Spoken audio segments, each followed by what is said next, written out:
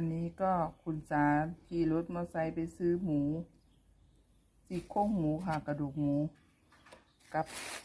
บอกให้ซื้อกระดูกหมูอ่อนเพิ่นก็บ่ค่อยหูดอกค่ะนี่ได้หมูสับกับซี่โครงหมูกับพ่อแล้วผู้ชายไปซื้อกับเขาค่ะแล้วเบิ่งค่ะว่าสิออกมาแบบไหนคงสิไปหาเก็บไปอีตูน้ำหนาบ้านน่ะจ้า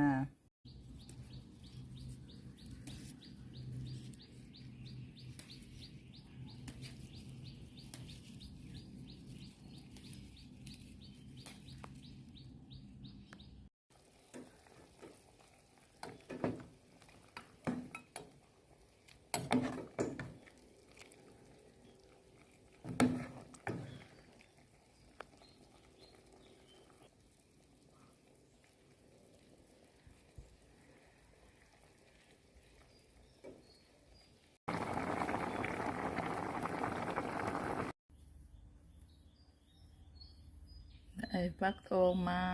จะทำแกงอ่อมฟักทองใส่หมูจ้าพี่น้องกินใหญ่ค่ะเอามาตะบานย่ายค่ะก็เลยจะเห็ดแกงอ่อมบ่มีแนวเห็ดหลายแนวค่ะเครื่องปรุงบ่ค่อยมีเห็นพริกแห้งกับอันหอมแห้งก็เลยตำไว้ค่ะแล้วเบิ่งเด้อค่ะว่าสิออกมาแบบใดอันนี้ก็คุณสาขี่รถมอเตอร์ไซค์ไปซื้อหมูซี่โครงหมูค่ะกระดูกหมูกับบอกให้ซื้อกระดูกหมูอ่อนเพิ่นก็บ่ค่อยหูดอกค่ะนี่ได้หมูสับกับซี่โครงหมูกับพ่อแล้วผู้ชายไปซื้อกับเขาค่ะแล้วเบิ่งค่ะว่า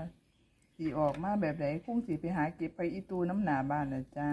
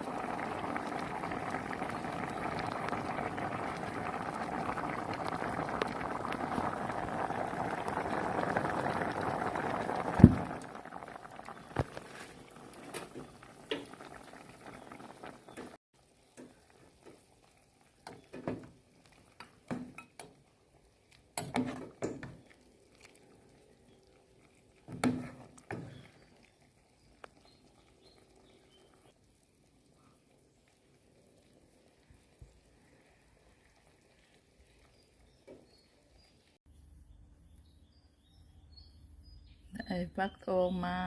จะทำแกงอ่อมฟักทองใส่หมูจ้าพี่น้องกินใหญ่ค่ะเอามาตะบานย่ายค่ะก็เลยจะเห็ดแกงอ่อมบ่มีแนวเห็ดหลายแนวค่ะเครื่องปรุงบ่ค่อยมีเห็นพริกแห้งกับอันหอมแห้งก็เลยตำไว้ค่ะแล้วเบิ่งเด้อค่ะว่าสิออกมาแบบใด